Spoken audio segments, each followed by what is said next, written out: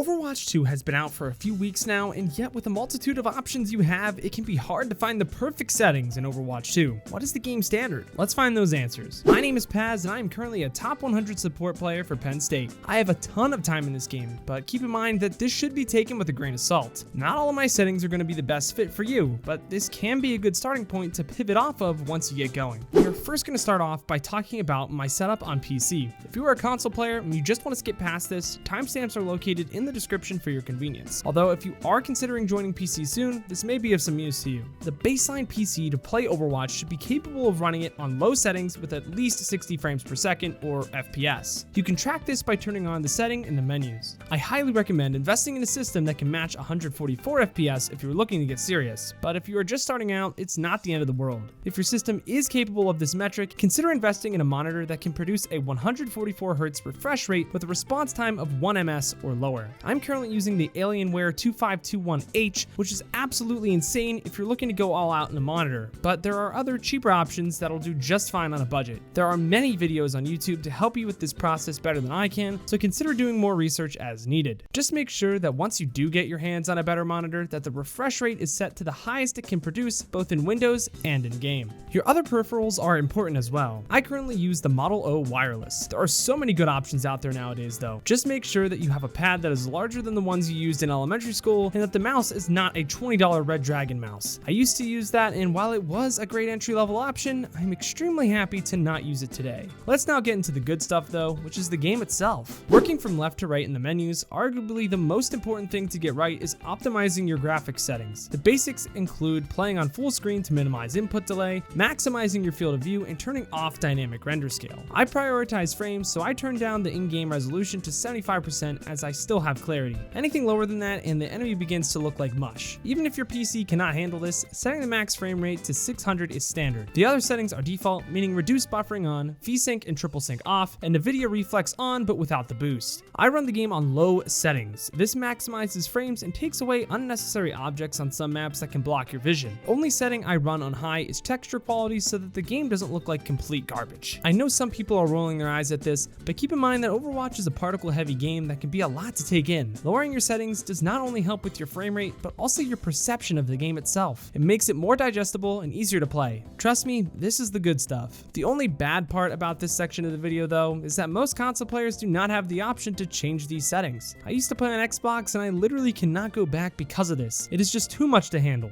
The details tab is really up to your own discretion, nothing performance enhancing about that. Over to the sound tab, I know some people like to turn off music because it can be distracting in overtime. I personally do not do this just because it really takes away from the experience of the game for me. The background music to my videos is almost always from an OST somewhere. And lastly, to the voice chat section, I personally run open mic with a toggle mute set to M, which can be toggled via the controls tab. I find this easier just because I talk a lot in game and it takes away from the mental need to push something on the keyboard every time I need to talk. Now for what you are all here for, what is my sensitivity? I currently run 800 DPI with 6 sends in game for every character on PC and 50 horizontal, 50 vertical on console. This is considered high for most flex support players that usually run around the slow end of 800 DPI with 4 sends. What I will say is that 50% of your mouse pad should equate to about a 180-degree turn in game. As stated previously, this is not going to be perfect for everyone. Test around and see what you like, but just keep in mind that my sensitivity is on the high end. Do not go much higher than this. There's been a bug circulating around that controller settings have impacted aim for PC players, so to combat this, simply set aim smoothing and aim ease in to 0. Moving on, I am a support player, so those are the characters I will go in depth here shortly, but before I do, let's go over just all of my reticles. If I do not mention a character, it means that I just run their default reticle. I run a basic blue dot on Diva, Reinhardt, Winston, Cassidy, Brigitte, Mercy, Moira, Lucio, and Zenyatta. I run this tight crosshair setup with Genji, Mei, Sojourn, Soldier, Sombra, Torbjorn, Widowmaker, Kiriko, and Baptiste. I run a tight circle with Tracer and a wide circle with Pharah. With Ana and Ashe, I run a unique crosshair as seen here. And lastly, check out my awesome Junkrat crosshair.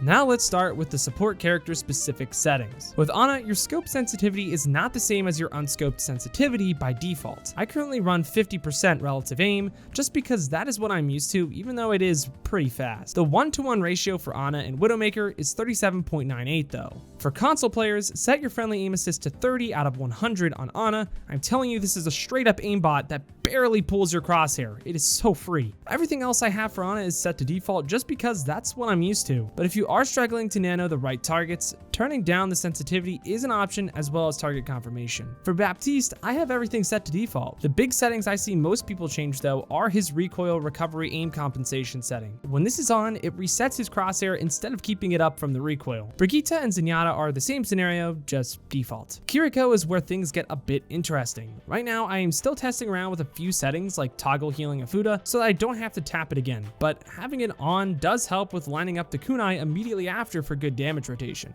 I do have her damage set to left click and healing to right click though. It just makes things easier to play in my head. Lucio may have the most important settings to get right out of all of the supports. I have backwards wall ride set to on and wall jump on release set to off. This gives you much better control of the character at a cost to ease of access. I definitely recommend you getting used to all these settings though, as it helps you achieve the higher skill ceiling of Lucio easier. For Mercy, I have her beam set to toggle so that I don't have to destroy my index finger every time I choose to pick her. Most importantly though, Guardian Angel target priority is set to prefer facing target. This setting allows for the functionality of both of the old settings combined. If there is no target, it will prefer what the beam is on, but I can still fly to another target if I desire. This comes in handy when pocketing Pharah in the sky. Trust me, it makes your life much easier. Lastly, for Moira, I have damage set to scroll wheel down. This allows for me to tap damage, which charges her healing faster as compared to just holding it down. I no longer have healing bound to up on the scroll wheel though. I find that this setting is generally useless and it is much simpler to just tap with left click instead. The next section we will talk about is gameplay, which has very little modularity overall. The big setting you will want to make sure is on though is enable high precision mouse input at the very bottom. Essentially what this does is create more ticks between your aim movements so that you are more precise. On top of this,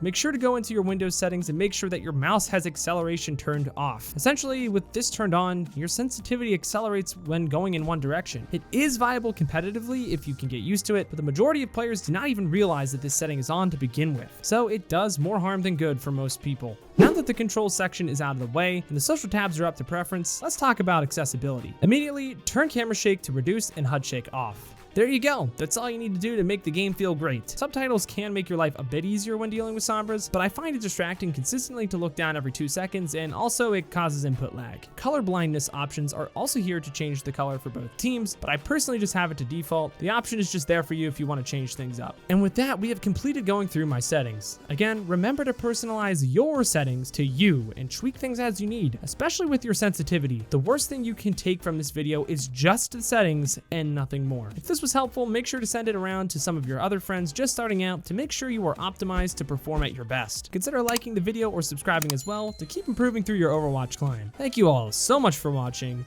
but until next time, I've got to peace out and Paz out. I'll see you in the next one.